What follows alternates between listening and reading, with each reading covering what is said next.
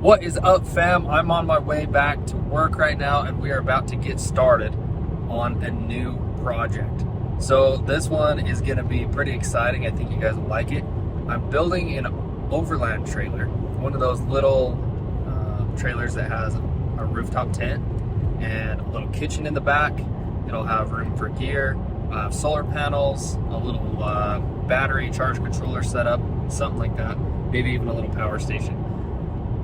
But I'm gonna do it to tow behind the 4Runner and just for like a little adventure rig. So without further ado, let's get to it.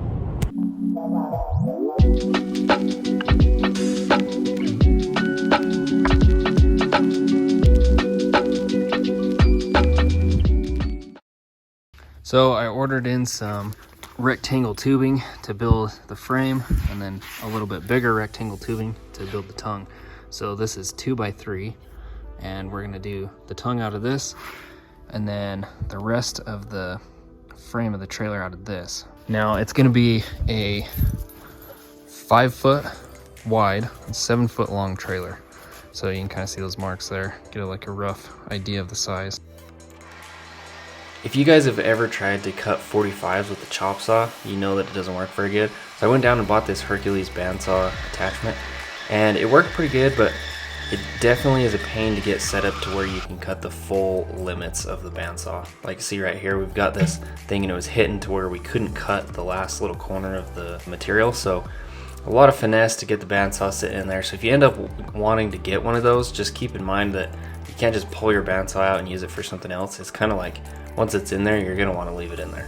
Later on down the road, we ended up having to grind the corner of the bandsaw off to cut that bigger tubing that I got for the tongue, but not too big of a deal overall, and I'd still recommend it. Okay, so we got that frame all cut. Looks like the old Harbor Freight setup actually worked out pretty good.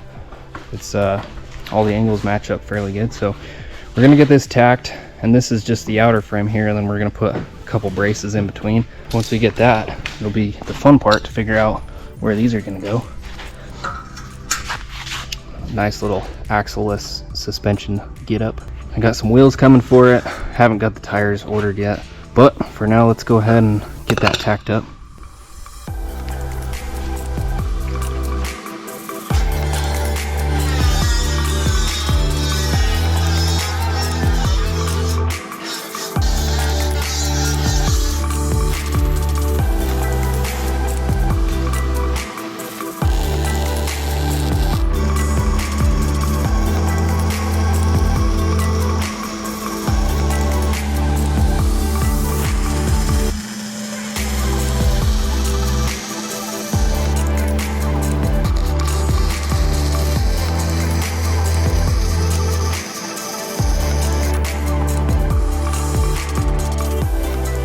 So I discovered on this project that it's kind of a lot, or like a little bit of work, and then a lot of this kind of stuff, just standing around looking at things, trying to assess how I need to do it. I don't have engineered plans telling me exactly where to put everything, so it's kind of a lot of contemplation. So I haven't figured out exactly where I'm gonna put the wheels as far as, you know, front to back. I want it to be back a little bit farther, so maybe like right there, maybe back just a hair more. But I need to figure that out before I can cut this piece right here, because once I figure that out, then I can cut that heavier cross piece and put in there.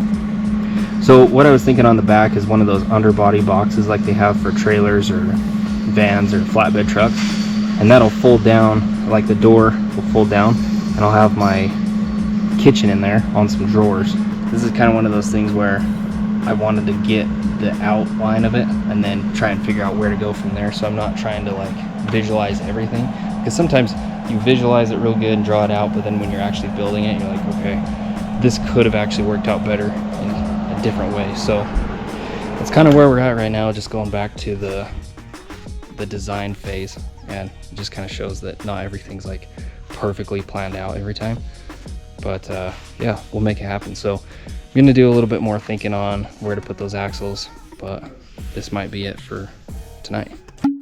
A quick update, we got this centerpiece right here put in. It's just tacked right now, but I'm pretty sure that's where we want it for the spindles. So to make it easy to work on, we went ahead and threw it up on some jack stands. and just really spent quite a bit of time getting those spindles square and where they needed to be, because it's a very critical part of building a trailer, especially when the axles aren't connected. Like a normal axle, you'd basically just bolt the wheels up to it and then they're always straight with each other, whereas these spindles, you have to get them perfect, otherwise it's either going to tow super weird or it's going to wear out your tires. So we ended up just clamping them pretty good for a little while, and then we tacked them, and they stayed tacked for honestly quite a while in the build, just because it gave me the peace of mind that if I did need to take them off, it wouldn't ruin the whole frame of the trailer trying to cut a bunch of welds. I wanted to be able to have plenty of tongue weight, and then also maybe have room to put a small rack on the back to potentially carry this around. So having them all the way at the back like this will be easier to compensate for the weight of a bike back here, because you'll have more leverage in front. So, and then also departure angle going off stuff, it's gonna be a little bit better. So throughout this build series, I'll go ahead and throw links in the description for all the parts that I use, just because it's nice to be able to go on and click a link. These wheels are a rough country steel 15x8 wheel, and then they're paired with like an all-terrain tire that I grabbed from Walmart. But the wheels I think look pretty good on there, and the tires, I went with one that looked a little bit more aggressive but not overly expensive. And if it's on Amazon, it'll be like an affiliate link, so just keep that in mind. It doesn't cost you anything, but it just helps me with the channel, and I think it's kind of cool. It's so much easier to just go click a link and find the product that somebody has in their build in case you want to use it. So go ahead and scope that out if you're interested. So I accidentally recorded this whole entire clip in time-lapse form, so there's no audio, but we just went out and measured a bunch of different trailers to kind of get an idea of the tongue length and try and figure out what we wanted to do as far as that, because I don't want the trailer to be too close to the back of the rig, but also if you have it too far away, then it's more tongue to drag, and if you're cresting over a hill, it's going to get caught up. So we just kind of explored different options there and then came to a conclusion on what we do. We left it a little bit long, so if we did have to end up cutting it down, we would have room to do so, because I don't really want to have to weld onto the tongue.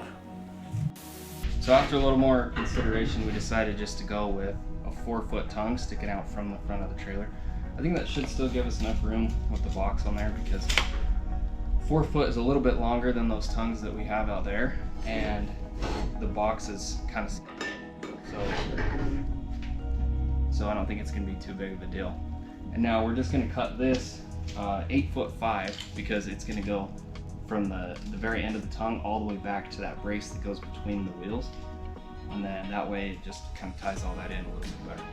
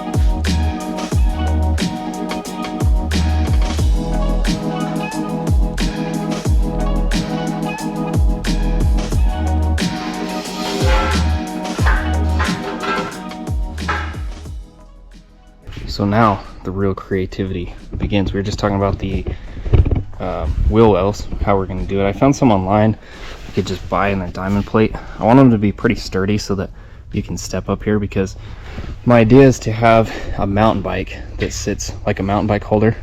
And I was hoping it would end up like right on top of the tire, and I think that'll actually work out perfect. So the back tire of the mountain bike would sit right here, put a little tray, and then you bring the front tire up and it sits out just right here on the front, and then just enough so the handlebars are in front of the tent. But I don't know, let me know what you guys think, if you guys have ever built any of these, if you have any things that you would do different or ideas on how to fill up the space. So the back section I wanted to be the kitchen, so do a box that's all waterproof, dust proof, and then it has a pull-out kitchen with a sink and a stove.